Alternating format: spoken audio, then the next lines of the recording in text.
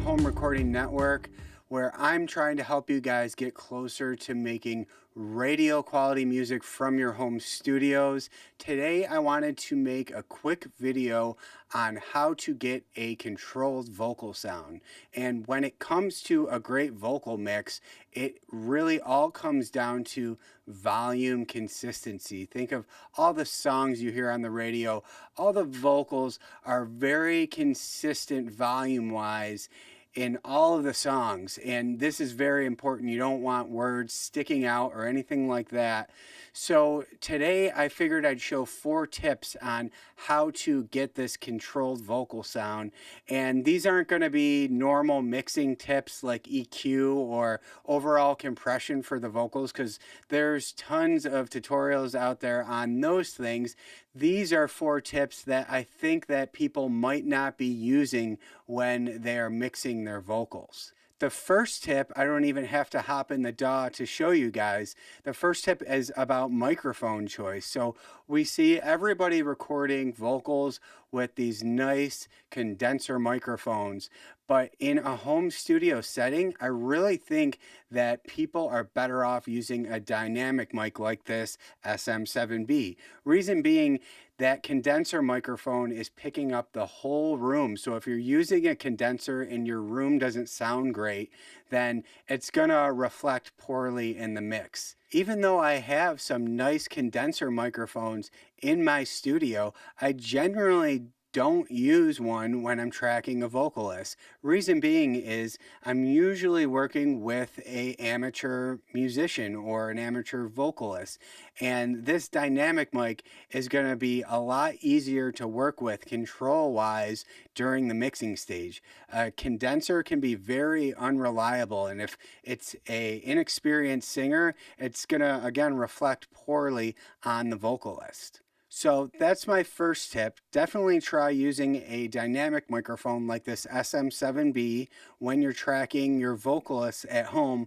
Now let's get into the DAW and I'll show you the next 3 tips. Okay guys, let's get into these tips for getting this consistent or controlled vocal sound. First, I'll just show you a clip from this song. It is a little drums, piano, and some vocals. And I'll try to be on your side. I know these days are tough and I hope you realize that you were never alone. Just pick up your phone and call on me, fall on me. I'll be your home. Feeling low. So this is a very controlled vocal if I ever heard one. Let's just play you a quick clip of just the vocals. And I'll try to be on your side. I know these days are tough and I hope you realize that you were never alone. Just pick up your phone and call on me, fall on me. I'll be your home. So this vocal sounds great. Not only does the singer have a great voice, but it is very much in check volume-wise. And like I said, vocals are all about consistency. If you have words popping out or certain notes being louder than the other ones, that's a great way to kill a mix. So we already know that we should be throwing a compressor on our vocals, and these vocals are obviously compressed, but there's a couple steps where we can really take it that extra mile to make sure that these vocals are truly in check. And these tips are very subtle tricks, but if you learn enough of these little subtle tricks, then your mixes are going to make it to that next level of radio quality.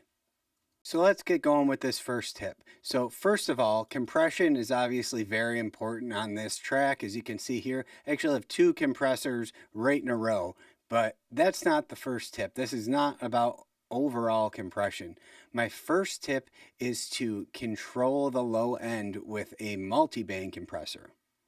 And you should be doing this on every one of your lead vocals. So open up a multiband compressor, make a band from about 80 all the way up to 300 hertz.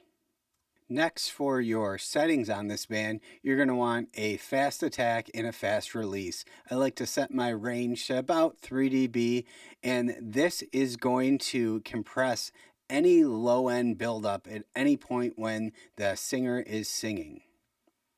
Next, you're just going to want to play the track and bring down your threshold until you're getting some gain reduction here. Again, this is just going to control any low end buildup in the singer's voice. So let me just play the track for you, and you can see this compressor reacting a little bit to the lows in his voice.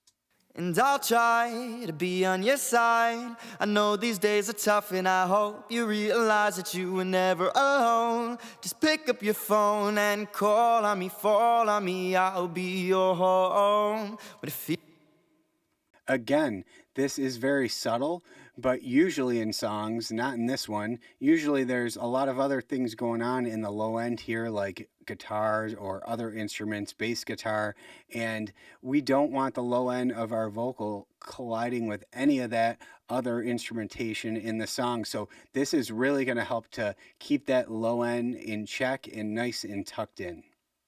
My next little tip here is somewhere near the end of your chain, you guys all should be putting a limiter.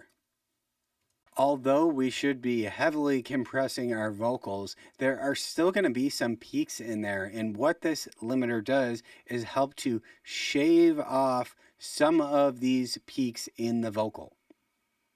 So what I usually do is just throw one of these L2 limiters at the end of the chain, and I drag the threshold and outlet ceiling down till I'm getting just a little bit of peak reduction. So I'm just going to play this vocal for you and show you how much gain reduction we're getting with this limiter. And I'll try to be on your side. I know these days are tough, and I hope you realize that you were never alone. Just pick up your phone and call on me, fall on me, I'll be your home. But if So there we go, just getting a little bit of gain reduction on the very loudest notes that he is singing. And this is another great tip just to keep those vocals in check a little bit more.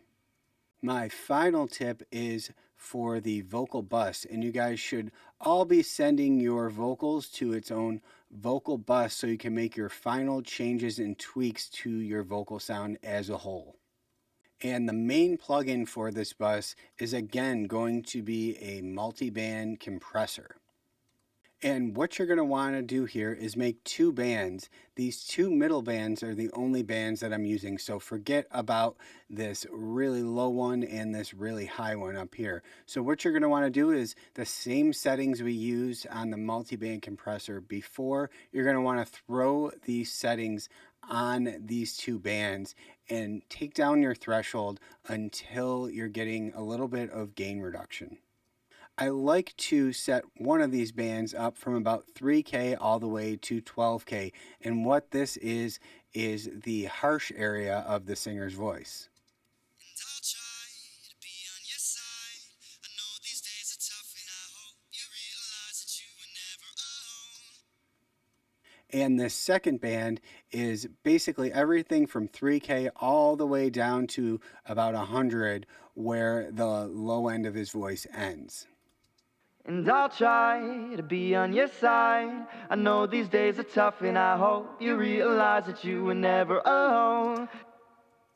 Now remember, this is the vocal bus, so there's probably going to be multiple vocals going here, and this is going to do a great job of keeping all those vocals just a little bit more in check. So like we said before, we just took down our threshold till we were getting some gain reduction, and this is what the compressor's doing. And I'll try to be on your side. I know these days are tough, and I hope you realize that you were never alone. Just pick up your phone and call on me, fall on me, I'll be your home. But if So this compressor is doing a great job, especially keeping any of that buildup in this harsh area compressed when it's poking out too much. Guys, thanks for watching. Make sure to download your free Ultimate Home Studio Mix Guide. I made this for you guys so you could start getting your mixes sounding better. There's a lot of great information in there.